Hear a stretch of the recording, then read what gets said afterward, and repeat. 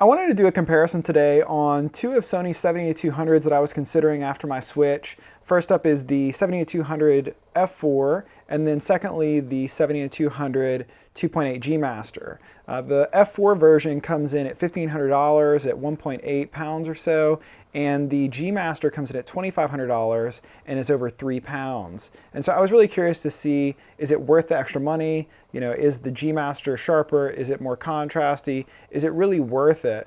And I'm going to show some images just in tests. I tested on an A9, also an A7R2, just to kind of see, you know, in real world examples, what the differences were, especially wide open, because for me, you know, if I was going to spend the extra $1,000, it was going to be to be able to shoot the G Master at 2.8. What I learned from my testing over the last 2 weeks is that the G Master did a great job. It was nice. I enjoyed shooting with it. But in comparison, the F4 really held its own. It was just as sharp. I actually found that it was a little sharper, which you'll see in these samples.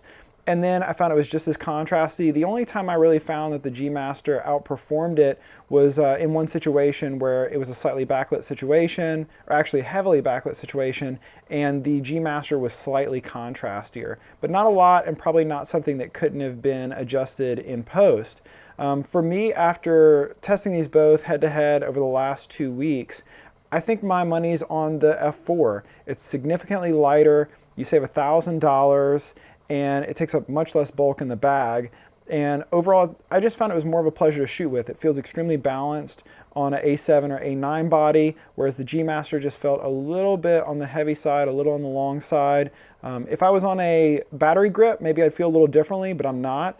And so after 2 weeks, I'm going with the 7200 F4. I'd love to hear your thoughts if you've come to your own conclusions on these two lenses, or if you have any questions or comments.